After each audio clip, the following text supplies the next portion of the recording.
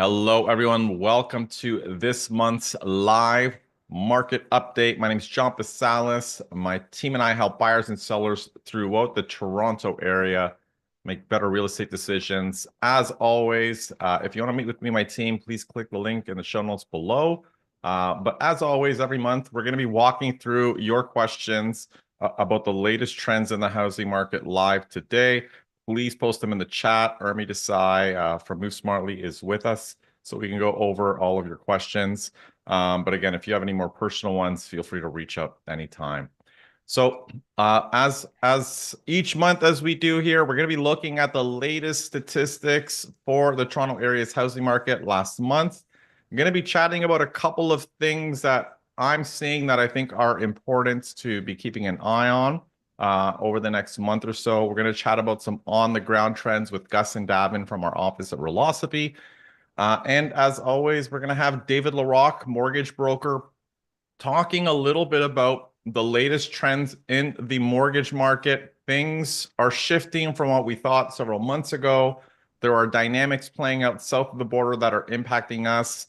And David's going to help us unpack and better understand how all of these moving parts are impacting mortgage rates in Canada, both what's going on in Canada, what's going on in the US, and how everything is connected and related, because it's not always very straightforward for most people.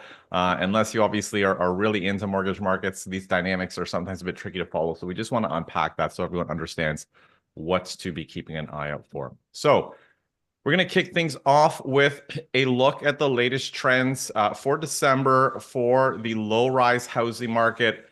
Sales came in just under 1,500. And again, that is super low. I mean, the past 3 years, 2022, 2023, and 2024, have been the lowest sales volumes in over 20 years. I think actually maybe the 2008 financial crisis was probably worse. We're just a little bit above that, but a very, very soft volume of sales in December. And this is consistent with what we saw for most of the year. 2024 as a whole was pretty much, with 2023, the softest sales volumes, basically in 20 years. 2022 as a whole was a little bit higher because the first half of the year was a bit busier, but the market's still down in the second half. But the past 2 years have been very, very soft sales volumes for low-rise houses. And this is detached in particular.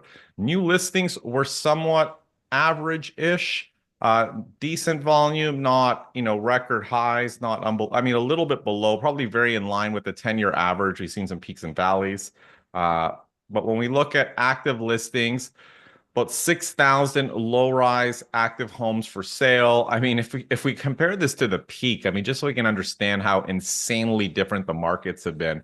In 2021, there were 1,000 low-rise homes for sale in the Toronto area in December. This year, we have 6,000. The past 2 years, we had about 4,000. So again, higher volume of inventory. This is because new listings are kind of going back to historical levels, but sales volumes are still at unbelievably low levels. Months of inventory ticked up a little bit. And sales prices largely are pretty much flat year over year. Not a lot of changes there. And low-rise homes, again, in the Toronto area at 1.3 million on average. And we're pretty much at the level that we hit in the second half of 2022, which means prices they've peaked, they kind of accelerated, decelerated, but for the most part, we're basically where we are at more than 2 years ago. Prices have been relatively flat if we take out some of these seasonal dips and slowdowns. Now, when we look at the condo market, similarly, condo sales super soft again over the past 3 years, under 1,000 sales in December. I mean, December, of course, is normally a slow month, but what we're looking at here are sales for every December over the past 20 plus years. And again, sales were pretty slow last year due to similar effects, higher rates, people just getting out of the market, people not rushing in to buy. Whereas new listings levels were relatively elevated, slightly above average for condominiums for the month of December. But more importantly, It is the active listings for condos that we're keeping an eye on. They're unbelievably high. Condo apartments in the Toronto area, over 6,000 listings for sale. Typically, we would have maybe closer to 4,000. In very busy years, we would have under 3,000. So again, we're seeing this buildup of inventory, largely because, like we said, new listings are pretty elevated and demand's very soft. And this is leading to this buildup of inventory. And as we've talked on previous segments, it is largely, smaller units, I'd say, that are more sluggish, but the market as a whole is quiet. It's just that the smaller units are a little bit slower than even some of the larger ones. Months of inventory ticked up again a little bit. But prices, much like houses, are largely pretty much flat for the past 2 years. No significant changes on price levels. And again, we have to see how the market evolves in the year ahead. If we see more pressure on prices, if inventory levels increase, more people want to exit than enter the market, we might see some downward pressure. Right now, market's been pretty sticky and stable, largely because people have been holding on to their prices. Some investors who can't sell have just decided to rent, even though the rental market's pretty soft. They've just decided not to take what they think is a lower price because they're anchoring the prices they're getting today against the peak prices in 2022 because they can't get that, or they just don't like today's prices. So some of them are just holding out and renting. And they're going to be renting in what is going to be an even more challenging market in 2025 because of the high listings also for rentals and a lot of completions in the pipeline. Now, one thing I wanted to chat about was the federal government's mortgage rule changes, which took effect December 15th. The big ones, of course, are that the government increased the cap on insured mortgages from 1 million to 1.5 million, which means you can buy a $1.5 million home with, I think it's about 8% down now rather than 20%. So if you wanted to buy a home over $1 million before December 15th, you needed a 20% down payment. Today, you don't. You can buy up to 1.5 million with less than 20% down. And they've extended the amortization on mortgages from 25 to 30 years. Now, the interesting thing about this is that historically, this, of course, is a very stimulative policy. I mean, it's governments opening up credit and debt to encourage people to buy more housing. Historically, this would have fueled the housing market and would have created a bit of a frenzy. People would have rushed in. And what I think is happening and what I'm finding as we start 2025, and we'll talk a little bit about this with Gus and Davin, is that this isn't really happening. I mean, even though we might see some people on the margins jumping in, it's not having this massive impact that we would have, it would have expected if this was introduced several years ago. And I think part of this is because our government's old playbook of using debts to stimulate the housing prices, stimulate housing further, I think is really running its course. It's sort of reaching its limit. Again, the government has used debt to stimulate housing over the past 10 years, for 20 years, actually. And I think what's happening today is that this is kind of really hitting a ceiling. House prices are so expensive and rates are so elevated that people cannot take on that much more debt to drive home prices higher. I mean, if you think about it, even if you could qualify to get a $1.35 million mortgage on a $1.5 million home, you still need the income to support that. You still need to be making over $300,000 a year as a household to afford that. And that assumes you go with your sort of max mortgage payment. And there aren't as many people making that income, so there aren't as many people who can qualify under some of these programs. So debt cannot really drive home prices that much higher, over the next couple of years, because I feel like it's sort of reaching a limit in some ways. And again, people can only borrow 4.5 times their income in Canada. And when prices are 10 times income, the challenge to get in is actually capital. You need a lot more money to afford a home, which is why many people are getting money and gifts from family to get into the market. So this is the challenge that households are facing today, is that they just need a lot more capital to get in. So again, we'll chat about this with Gus and Davin, but that's some of the things that I'm seeing on the ground, that this policy is not having this booming kind of effect that we would have expected if this was introduced, even 3 or 4 years ago. The last thing I'm going to touch on recently, sort of that just came out today, actually, statistics before I bring on Gus and Davin, is that new condo sales are crashing. I mean, we've known this. We've talked about this for most of the year. I chatted about this briefly on one of the vlogs I did this week, I think, where I talked about sort of the economic headwinds that are going to be facing Canada when construction starts to plummet, okay? And this is an important trend to keep an eye on, because before we have a construction start, we have usually sales. Condo builders need to sell a certain number of units, have that project nearly 80% sold, say, before they get financing and the shovels hit the ground. And if they're not selling, they're not starting, which means that in the year plus ahead, in the next 12 to 18 to 24 months, we're likely to see far fewer starts, because if we look at the latest, and this just came out today from research firm Urbanation, number of new condo sales in the greater Hamilton area is under 5,000 units, and it is the lowest level since 1996. I think it's over 73% below the 10-year average. No one's buying condos. I mean, no one's buying condos. I've talked about this on this show, partly because pre-construction condo prices were largely driven by exuberance. They were bubble prices. I mean, they were prices people were paying that were way above resale prices because they thought prices would keep going up forever. And prices didn't keep going up forever. Prices have been flat over the past 4 years. Rents are falling. So, what used to be seen as this lottery ticket, buying pre-construction condos, isn't really paying out anymore. And when it's not paying out, well, suddenly people don't want to go out and buy pre-construction condos anymore, which is very understandable. But this is going to have a very big impact on Canada's economy.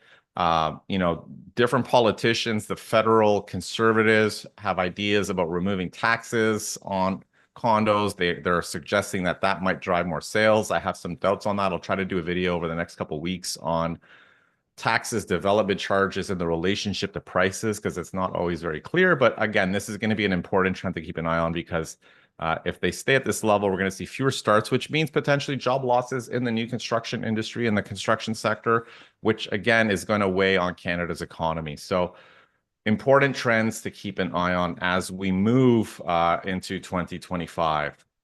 So now I'm just going to stop kind of sharing and bring on Gus and Davin from our team to chat a little bit about some of the things that they're seeing on the ground with respect to, the trends. How is the year starting? What are they seeing with their clients? Gentlemen, thanks for joining us again. Thank you. Gus, maybe we'll kick off with you. I mean, how are you finding the start of 2025? I mean, and for those who are, don't follow the market closely, January is typically a pretty busy year, pretty busy time of the year. It's usually when people start entering the market. There are very few listings for sale. It's usually a pretty competitive time. So, Gus, what are you finding with respect to sort of the speed of the market, how busy it is this year compared to previous years, and based on what your previous expectations were? Yeah, thank you, John. Well, I mean, it's fairly quiet. Usually, January, as you mentioned, it's not spring. We got snow outside, but the spring buyers start. They get going. We have people that are usually fairly eager to jump in, start looking at houses. We usually don't have a lot of inventory, and sometimes that creates multi-bidding war situations for some nice homes. Although certain neighborhoods, may hold, as I mentioned in the past, it's pretty quiet. I think there's some apathy in the market right now. I think that a lot of people are watching to see what's going to happen with tariffs, Trump. Will there be a recession? Lots of questions going on with that. And I mean, one segment of the pool that I've noticed has disappeared again because it was around. It was very active in 21 and 22 when rates were low, and then in 23 got really quiet. Is the upsizers.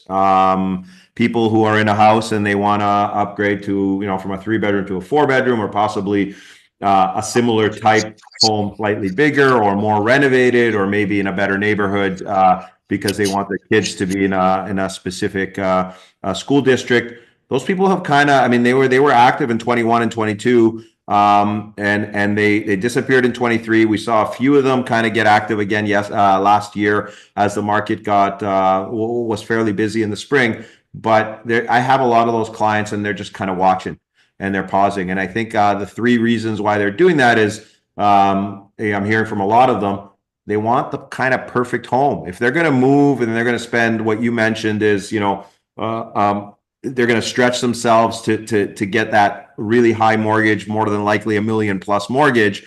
They better be worthwhile, and they better get the house that they want. So it better be that perfect turnkey house. And there just isn't a lot of those really nice turnkey homes on the market right now across the board. The second thing is I think they're concerned about Trump, tariffs, economy, and they kind of want to watch that. And the third and the most somewhat surprising, but the thing is that, and I don't blame people. Everybody they want a specific number for their house, a number maybe their neighbors got in 22, and they can't get now because prices have come down even on detached or semi-detached in good neighborhoods. We're not seeing some of those crazy prices. So where a $1.8 million semi was flying off the shelf in the spring of 22 in Leslieville is now, they're struggling to get 165 for it. So I'm hearing from a lot of people that are in their house, and although it's not the perfect house, they're like, well, I'm not going to sell. I'm not going to go and buy because I'm not going to get X for my house. And even when you explain to people, well, look, you're gonna get less for yours, but you're also going to save $200,000 on the purchase. To some people, it doesn't matter. They want to get as much as they can for their house. And to their credit, on some of these people, I don't blame them. The other concern I have a couple of these clients is, can we sell our house that we're in? Because they might be in a townhome or a condo, right? And they want to upsize to a freehold. And so there's concern there where they're like, well, the condo market's really down. I'm going to get robbed selling my condo, and then I'm going to pay for a freehold, which is very, very expensive right now, even though things are flat. So I think that's what's not driving that kind of market. I'm hearing from a few first-time home buyers who do want to get into the condo market or townhome market here and there, but that's it. That's a lot of super great insights. I mean, the concern about selling, of course, is a very real one. I mean, we've talked about this on the show. People need to be cautious if they're buying and they have a house or condo to sell, if they don't know what the market's going to be like. You don't want to get stuck in two transactions.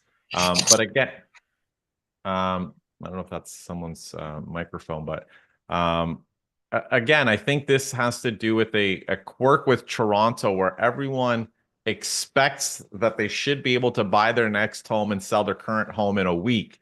Whereas in a lot of other cities and countries, people sell first because they don't know how long it's going to sell or how long it's going to take to sell. And then they go out and buy a home.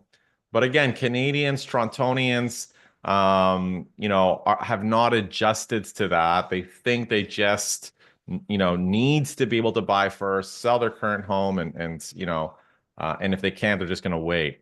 So I do think that's interesting. The other point you made, which I thought was great, and we talked about this, I think, recently on our show with Stephen Urmi, about people just anchoring their expectations of what they want for their home, and even though some of these clients who can sell their Leslieville home for 1.6 or 1.65, bought it for 800 grand, 15 years ago. I mean, the fact that they've made an $800,000 gain in theory is irrelevant because all they can focus on is the fact that they're down 150 or 200 from the peak, right? And there's a great academic, Daniel Kahneman, who writes about this. He has a book called Thinking Fast and Slow, where he talks about many of these behavioral quirks. Like for decades, for a century, the economists often thought, people make decisions rationally. We're like rational actors. We think like robots, and Kahneman was one of the few who talked about how people have these behavioral biases. We do things that aren't always entirely rational, like anchoring against the peak, even though we're up. And like you said, this person's going to get a discount on the home they're going to buy, but it doesn't matter, right? Because they're just looking at the peak that they could have sold their home for. And it's kind of freezing them. So yeah, definitely, I agree with you. That's definitely one of the things we're seeing.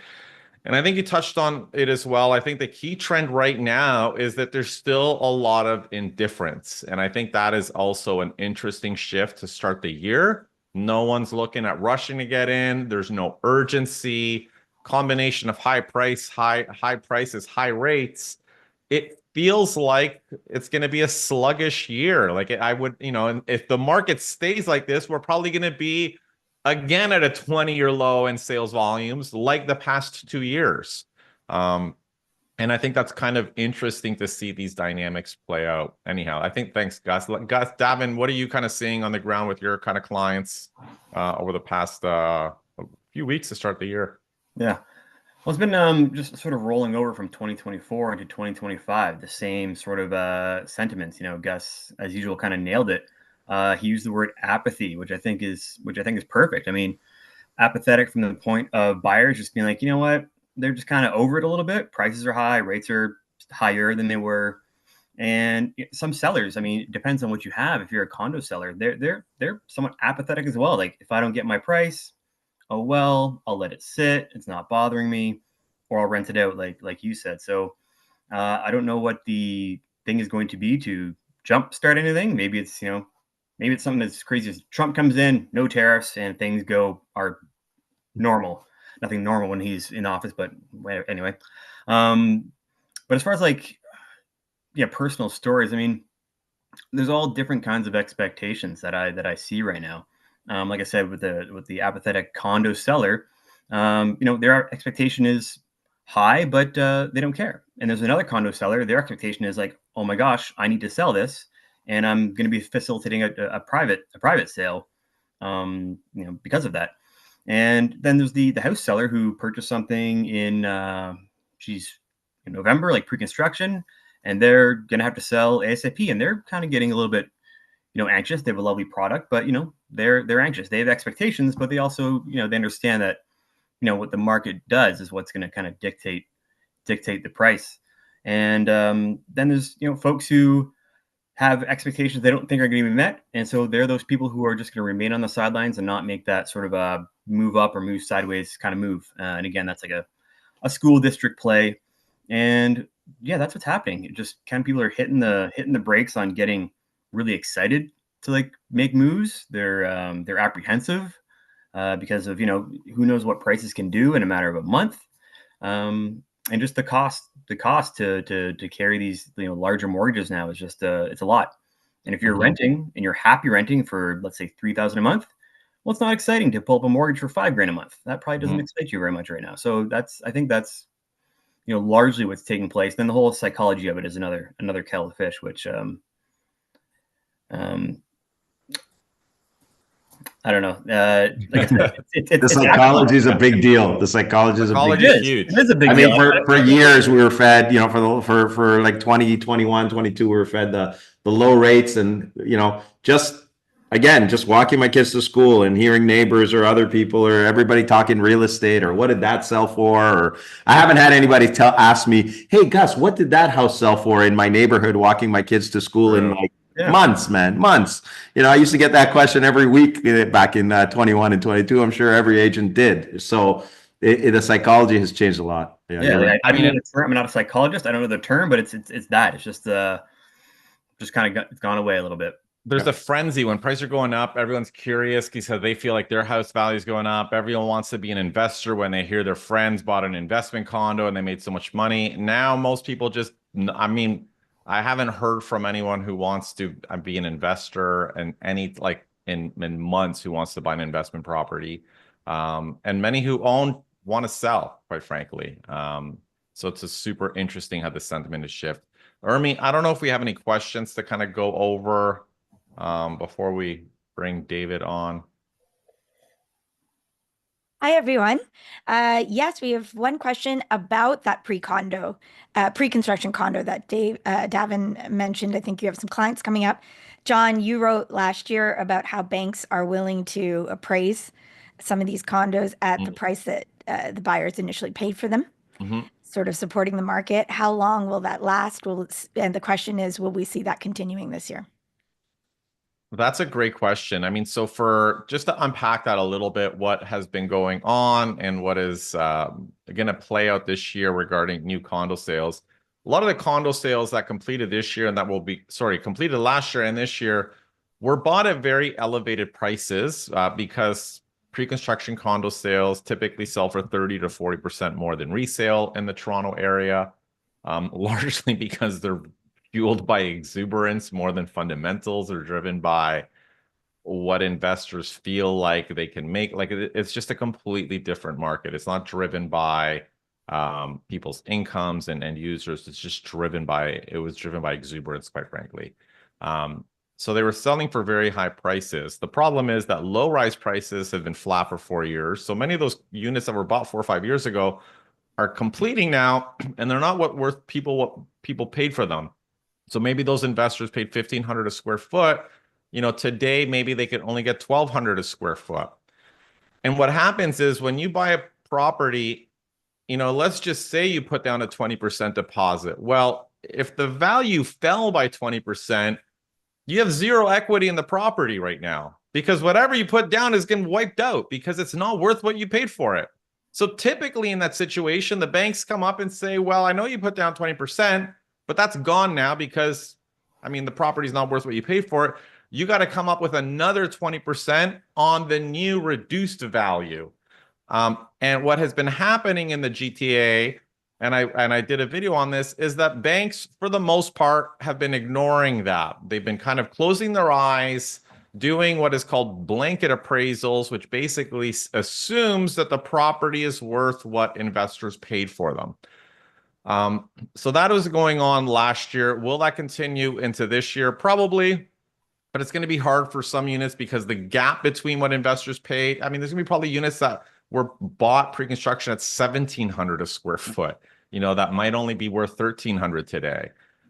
So the gap's going to be bigger. But we have to also keep in mind that I think one of the underlying reasons why the feds did this big mortgage rule change, increasing the amortizations to 1.5, increasing the limit to 1.5, is partly to help prop up the condo market.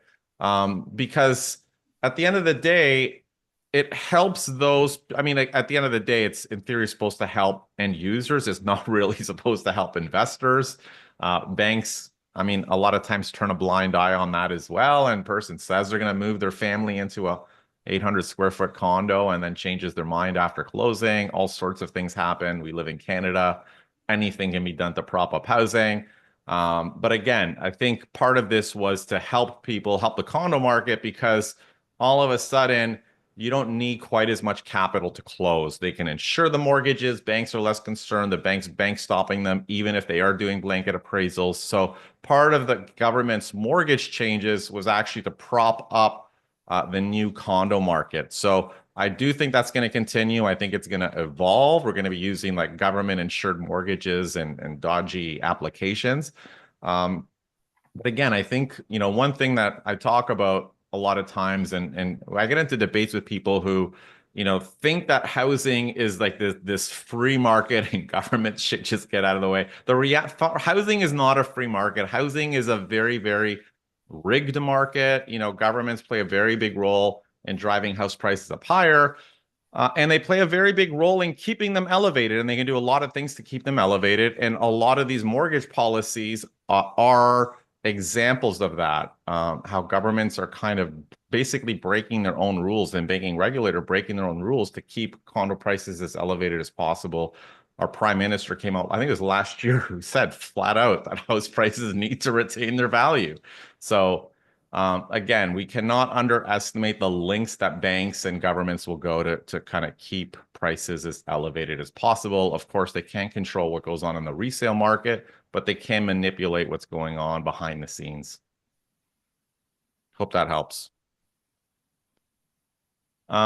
If there's no other questions, gents, I'll let you go, and we'll invite David Larock. Thank you again for joining us this week. Thanks for having us. I should say. Cheers. Bye, guys. David, how are you? Hello, hello. How are you? Very good. We are speaking today, for all of you, anyone who's newer, David Larock, mortgage broker extraordinaire, writes every week on movesmartly.com. Is a wealth of information, follows capital markets, monetary policy, everything really, and just kind of distills everything down to kind of make things a little bit easier for all of us to understand. And this is largely what we're going to talk about today. We're going to be chatting a little bit about what the heck is going on in the mortgage world. And I think the first thing I wanted to start chatting with David about was if he can unpack all of us how things going on south of the border can impact mortgage rates in Canada. Because I think for the average person, that connection isn't obvious.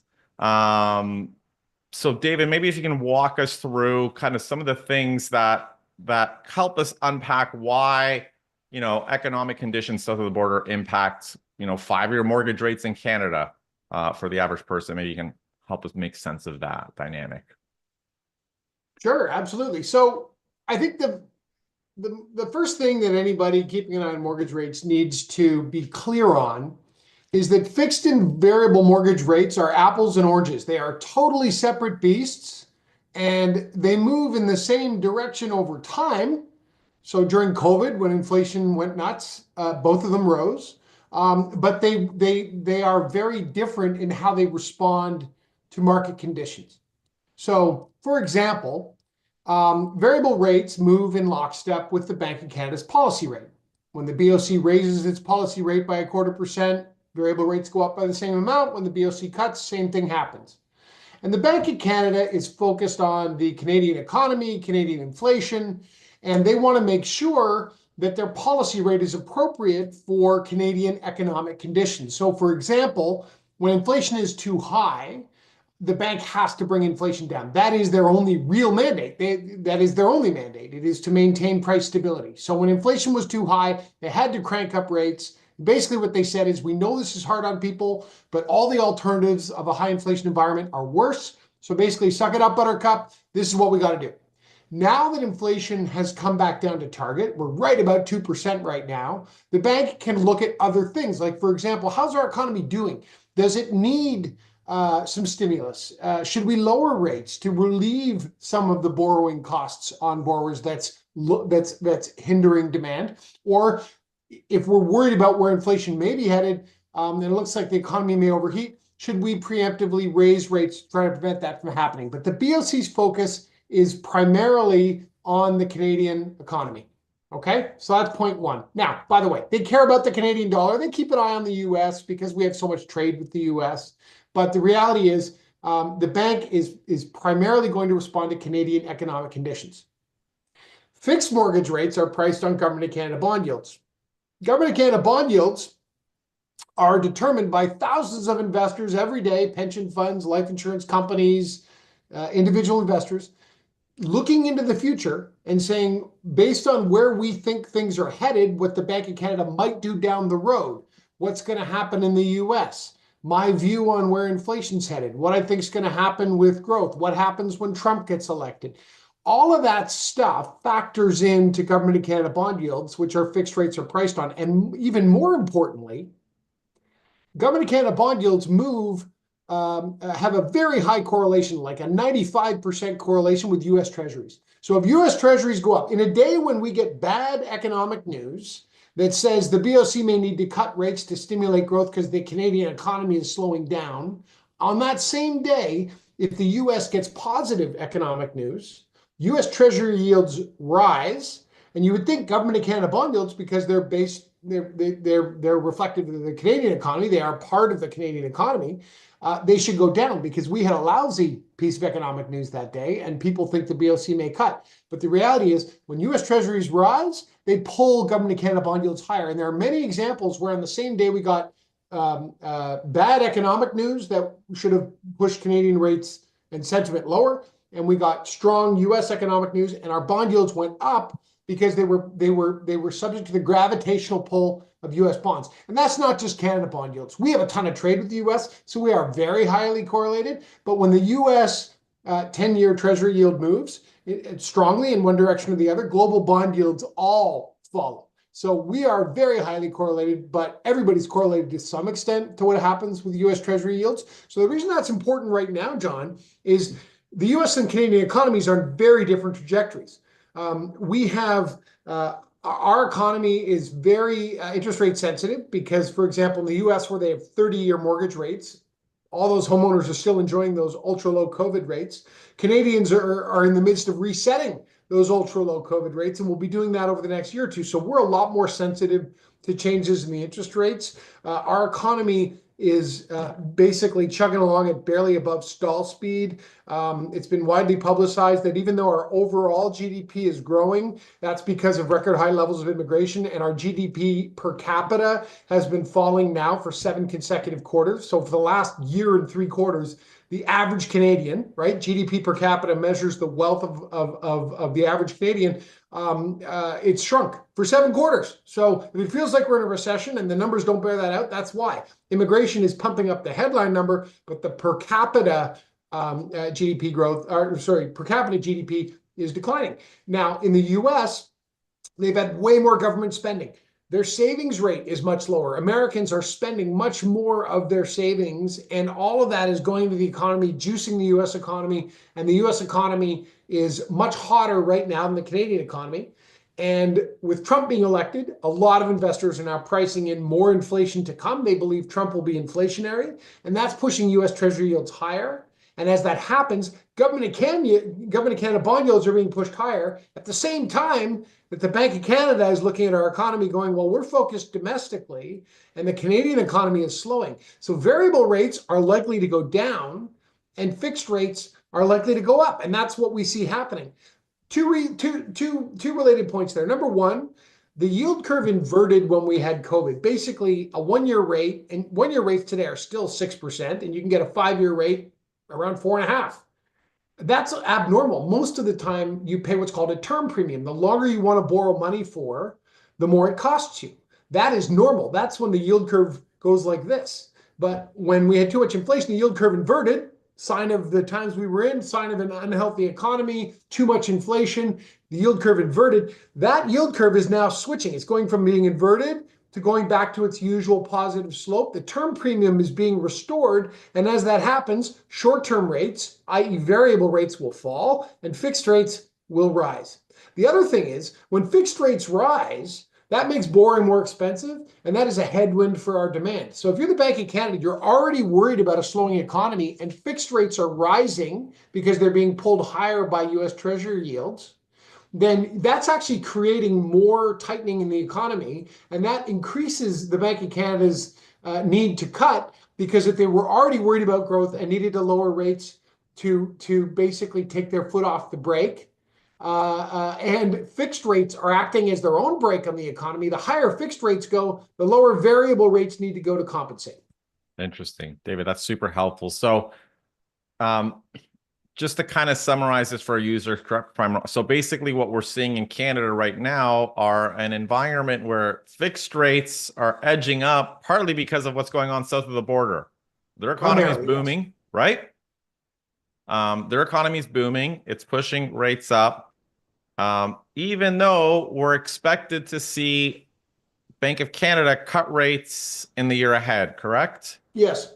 And what is sort of the outlook for what the Bank of Canada might do over the next 12 months compared to what the Fed might do in the United States in terms of cuts?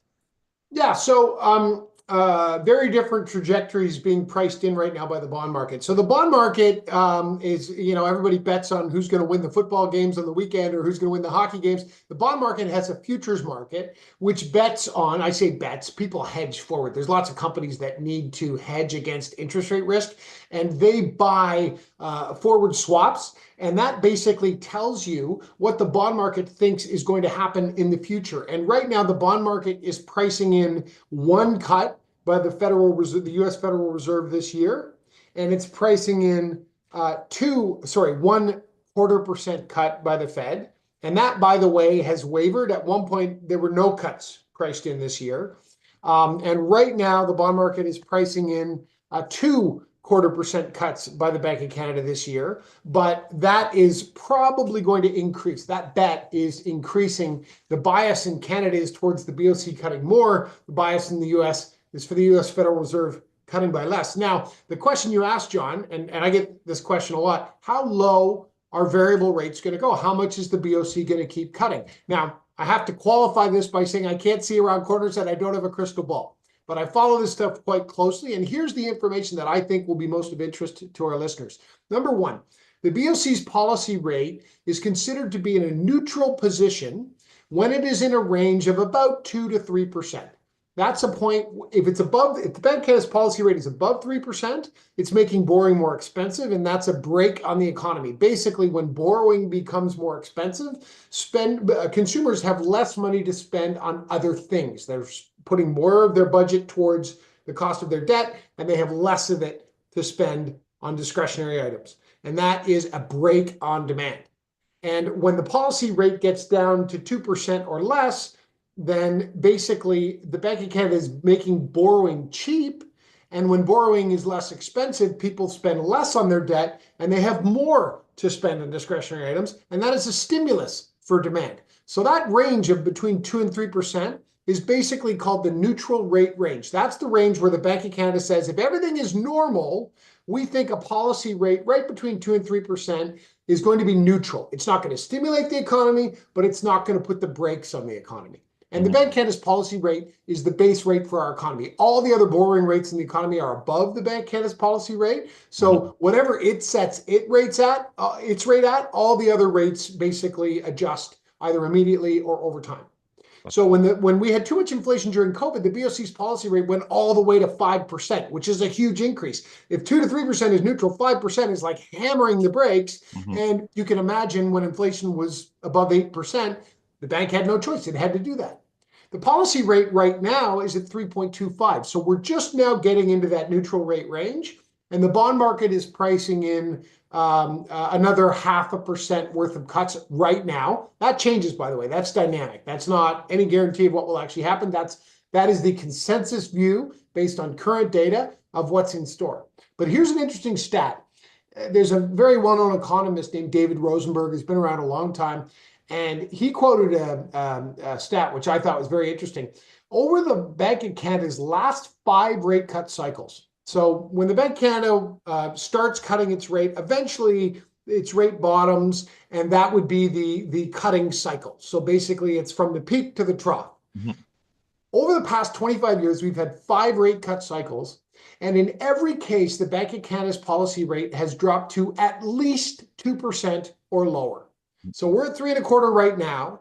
And if past is prologue, in other words, if what happens now is like what's happened over the past 25 years, all 5 times that we've had rate cut cycles, then 2% is the highest that the BOC's policy rate will bottom out at. And that, to me, history, as Mark Twain said, history doesn't always repeat, but it often rhymes. And to me, the fact that we're 5 for 5 on the BOC's policy rate being at least 2% means I think that we've got at least another 1% worth of cuts in store. And unfortunately, John, be careful what you wish for. That doesn't mean that it'll be great for house prices, because the Bank of Canada will cut because the economy is weakening. And everybody thinks when rates drop, house prices automatically go up. But that isn't in my forecast either. So good news that rates will go lower. Bad news is rates will go lower because the economy is weakening, and that is not bullish for house prices. Thank you, David. That's super helpful. I'm going to invite Urmi to come back to just go over any questions we have from the audience. Hi, David.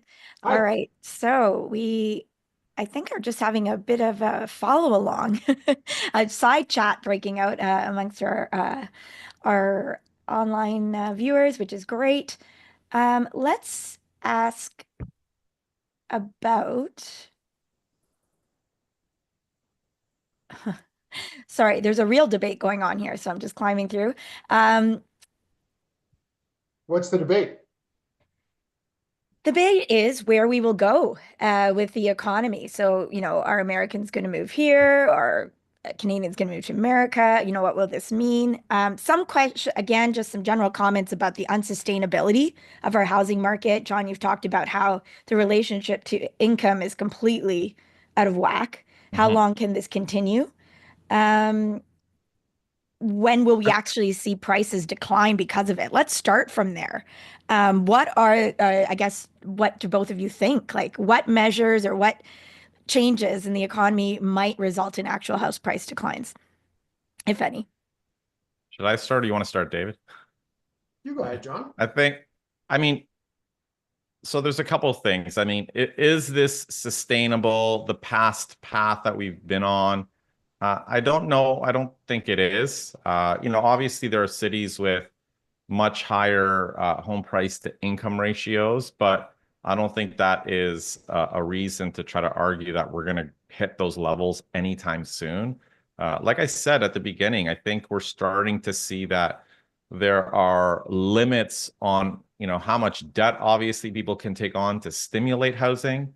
A lot of the growth over the past while has just driven by capital.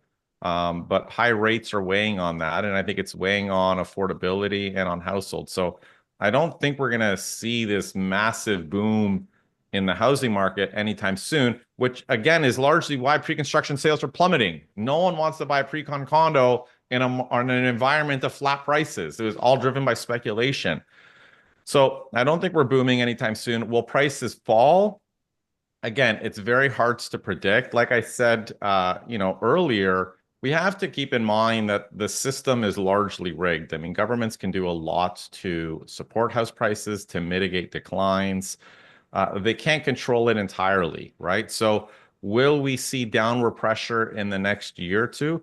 I mean, possible, because we're entering a phase that is going to be very new to Canadians. We're going to hit a phase potentially over the next 2 years where our population growth is shrinking, right? We haven't seen that since, I think, the early 90s, where we've had negative or near zero population growth. But for sure, we had like plummeting non-permanent residents in the early 90s. But, I don't even know the last time where we've had negative population growth. And we're going to have that in an environment where we're still completing over 200,000 properties per year. So, will that weigh on rents and house prices and condo prices? Very possible. But again, we have to keep in mind that this all depends on what this next government does. And I think I talked about this like on our rounds table with Steve. I think at one point I mentioned like there's no chance Poilievre's going to change course on immigration policy because it's popular, it's politically popular, people are very aware of it. But I don't know if that's 100% true. I think it's very possible they could change directions from having negative growth to at least some positive growth, perhaps back to what we used to have, 300,000 people per year rather than 1.3, to stimulate housing, right? So again, it's very hard to say what's going to happen because the market is, again, a function of all of these things that are happening that are outside of our control. Part of it is like what David talked about, interest rates that are driven by the US economy, the global economy, all of those factors, the bond market, and also on federal government policy. So it's very hard to say how it all plays out. I mean, again, I'm not taking a strong stance because I honestly don't know. It's impossible to predict. So that's my kind of 2 cents. David? Yeah, John, I agree. I mean, you and I made the bull case when we were at the Veritas conference a few months ago, and I remember that you and I were happy to argue the bear case just as easily as we were the bull case because we see both sides of the coin. The reality is a property is only ever worth what somebody is willing to pay for it or can pay for it. And right now, there's a disconnect. Sellers think their properties should be sold for what they were worth at their peak, and buyers think that prices should be lower and they should get a discount. So there's a disconnect, and every time there's a buyer and a seller, somebody has to blink first and agree to the other's price. And when I look at the points you made, certainly affordability is stretched, rates are dropping, but if rates drop in a weakening environment, affordability goes up, but confidence falls, and buying a property is always going to be somewhat about climbing the worry wall, because in an environment where prices have gone up by quite a bit, you have to be able to overcome the concern that you're buying near the peak. I remember buying in 2003, and I was convinced I was buying at the peak, and I did it anyway because we wanted to raise a family, and it was the right time for me to do that in my life. And it seems ridiculous now that I thought that was the peak, but at the time, prices have gone up for a long time, and I thought, how much higher can they go? The other point I'd make, John, supply and demand. Houses it takes a long time to build them, as we've seen. There's still a lot more demand than supply. The cost to build new houses isn't getting any cheaper. All of the costs associated, from the fees charged to the cost of the materials to labor costs, all those costs are higher. So you're not going to get house prices, resale prices to fall below the cost of new construction. So that will be a floor for prices. There are, the economist at Scotiabank, Derek Holt, did an estimate saying there's about $500 billion of excess savings on Canadian household balance sheets right now since the end of the pandemic. People, unlike in the US, we have socked away our dough, and that's a lot of cash on the sidelines that's pent up. So there's plenty in the demand cannon to be launched at the right time. And I don't know about you, but I'm seeing a real increase in activity over the past month, with people looking to get pre-approved, get back into the market. And that suggests to me, again, there isn't always that follow through, but I'm certainly seeing a change in the sense of more interest in buyers. People now, with mortgage rates below their long-term averages, bidding war is much less common. People certainly not nearly as confident to buy in the condo market right now, for good reason. Prices are falling faster there, but in the resale market, I'm seeing more interest. So long story short, John, I'll say what you said. I have no idea what's going to happen. There are arguments for and against. The reality is, and I'll go back to the advice my dad gave me when I was climbing the worry wall, deciding if I should buy. If you buy a good asset at a fair price and you own it for a long time, you'll probably do fine. And I think that advice holds today. Great, thanks. Yeah, if you want to hear some opposing and in favor views, you can read our chat here. People taking. I'm sure it's a lively debate. Yeah, it's taking different views. There is a comment from Luigi, again, a reminder that there is a high rate of home ownership that is mortgage free in Canada. We sometimes forget about that proportion of the market. Dave, I have a question for you on some things I was reading. How much of the American boom we're seeing right now are businesses stockpiling ahead of any concerns about incoming tariffs? Is it possible that boom is temporary? So the boom we're seeing right now, Urmi, in the data, is the data lags, right? The data that we're getting now is pre-tariff. And that boom is definitely being caused by a short-term sugar high. Two factors. Number one, the federal government in the US has been spending like a drunken sailor. So that is unsustainable, and that has boosted the data. And number two, the US savings rate is well below its long-term average. US consumers have burned through a lot of their savings, and that is future demand brought forward. It is pumping up the data now, and ultimately those chickens will come home to roost, and there'll be less demand in the future because it's being accelerated to the present. I think you're absolutely right. I think fear of tariffs have caused stockpiling of inventories. I would certainly be loading up if I thought something that I needed in my supply chain was going to get hit with a 25% tariff. I think we will see that in the data, but that'll probably be a month or two from now because the data has to sort of be tabulated. And I think that's happening in real time. And we will see that in the months ahead. And be ready for the analysts who say, well, the economy's picking up. Look at our growth boosting, and it turns out it'll all be caused by spiking inventories. And again, that's a short-term sugar high. That's not a sign of economic health. That is a short-term blip that has a very predictable consequence farther down the road. All right. And maybe I'll just end with a technical question for Dave. How does that sound? From Ray here. Does the bank favor a borrower having a public sector job over a private one? Do they get a better rate? No. I've never heard of this.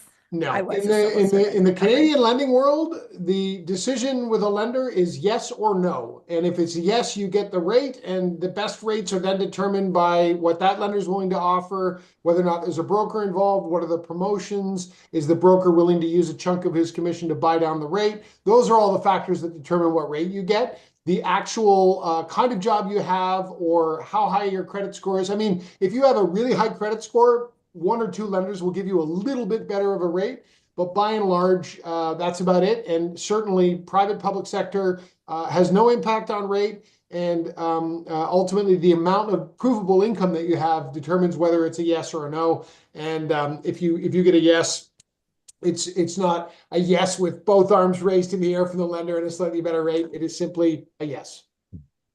All right, well, we'll leave it there. Thank you, Carl, Michael, Akshay, lots of commentary and the live debate. And thanks to all the questions that came in as well. Thank you, everyone. See you all next month.